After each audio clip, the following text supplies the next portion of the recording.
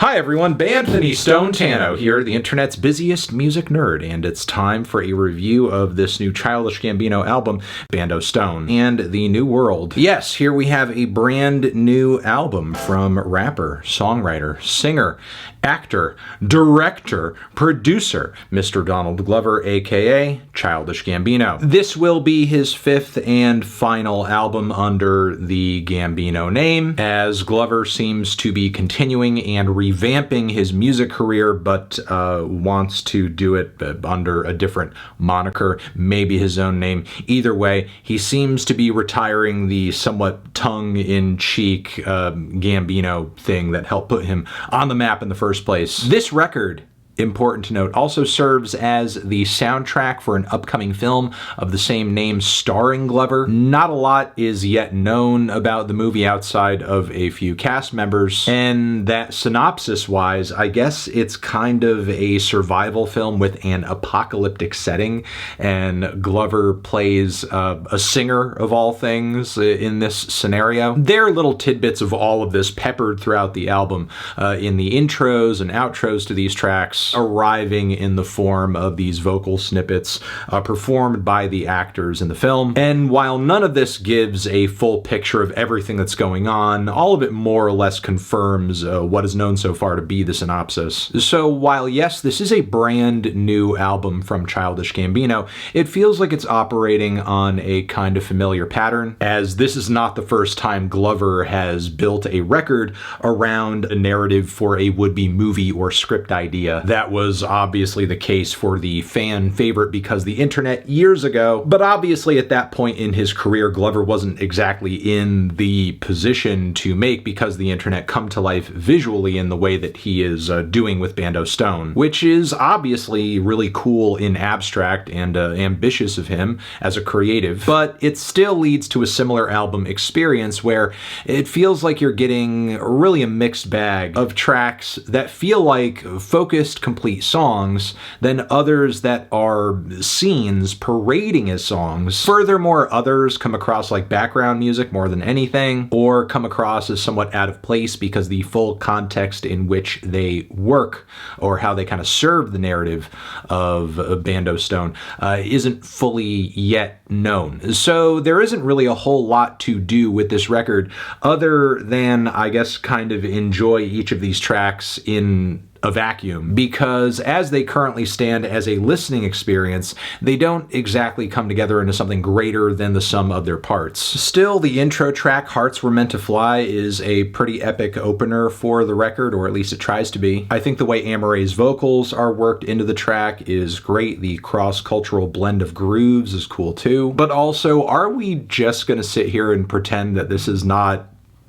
at least on some level, just a ripoff of Yeezus-era Kanye, like from the bars to the inflection to how distorted it is to the way the guest vocalist is worked in? I just wish Glover wasn't so obvious with it. Following this, though, we have a big aesthetic and stylistic change-up on the big single from the record, Lithonia, which has a somewhat sludgy mix to it, but it's still a sad, soaring, impassioned alt-rock ballad with some grand piano passages and stellar vocal harmonies too. This track also narratively for Glover is very much a main character moment. His director's hat is on as he is pretty much telling the point of view of a man who has become just disillusioned. His world is crashing down before him in a way. Following this, we have Survive featuring Chloe, which features some 80s style synthesizers, some vintage drum machine beats too. It very much feels like an elevated version of something from Glover's recently revamped At Vista project, with some steady, confident, clever bars and flows deeper into the track after the intro too. A smooth chorus. The entire track is pretty low key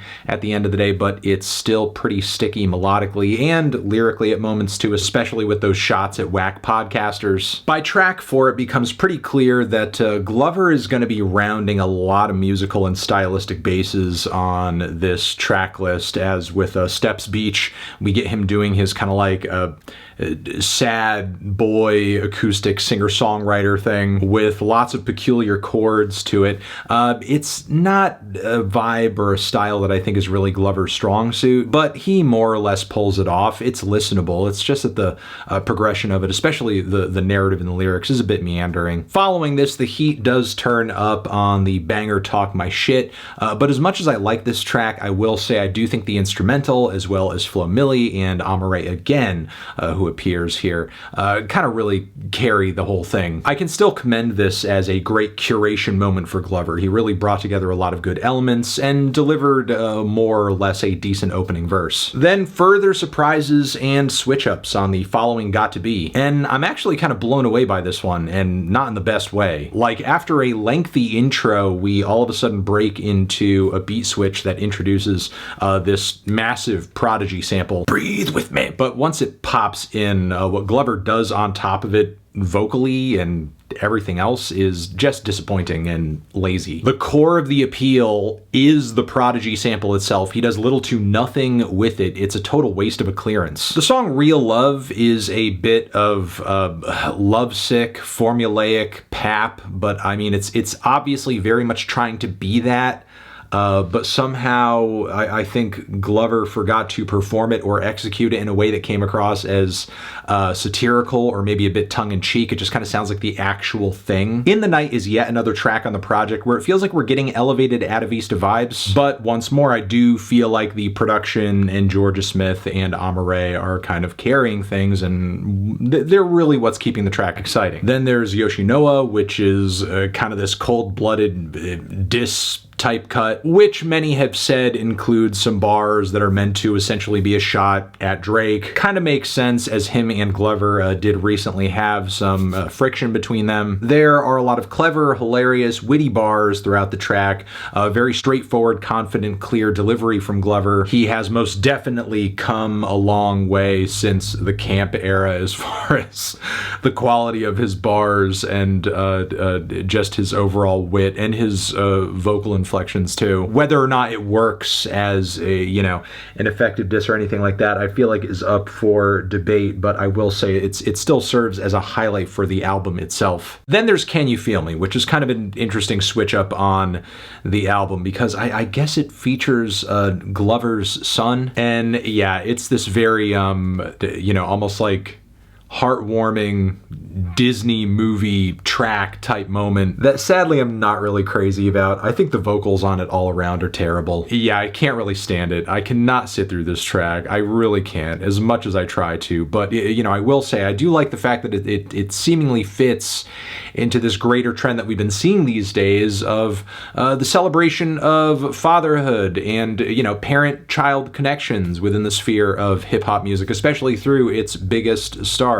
With no excuses following this, Glover's over-processed falsetto vocals really do kind of wear on me over time and are also an insult to what little vocal chops he does have. The cinematic production on the track is awesome though, as the entire thing sounds like this cinematic piece of Afro-funk and soul, with killer horns and vibraphones too. The track Cruisin' following this is really a mishmash of a lot of different things. 80s synthesizers, a Young Thug impression, a Yeet feature, an impassioned plea, and an epic instrumental finish. It's very dazzling, it's very over the top, and also very much like I said earlier, kind of sounds a bit more like a scene than a proper song. Case in point, the following track, We Are God, which sounds like Glover is engineering this song, not for how it will appeal when listening to it on its own, but how it might work in the background of something else happening visually. Because on its own, just as a standalone piece, I think it's kind of annoying. With Running Around featuring Fouché, if we are going to do some very bland, straightforward pop rock that sounds like it's meant for the radio, I guess I would rather it be happening this way, since it does sound genuinely punchy and crunchy. The vocal harmonies from Glover are pretty sticky as well.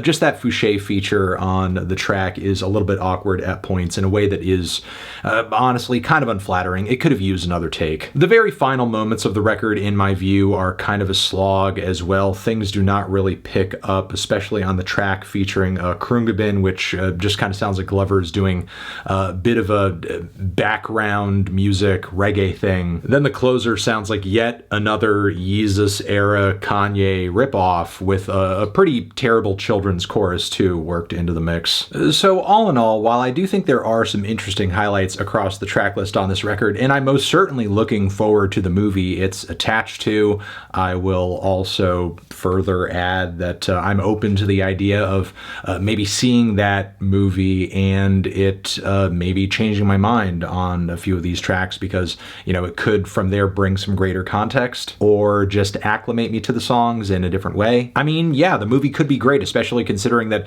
acting and writing and directing is where Glover tends to shine the most. But as of right now, all we have is the album here, a great deal of which I just don't find to be all that terribly interesting, mostly because I do think there are a lot of tracks here that serve no other purpose other than to be background music for something else. But for the highlights and straightforward tunes that are here, they are great. They're just kind of mixed in with cuts that are just not so much. Which is why, despite its best efforts, I'm kind of feeling a light to decent 5 on this one.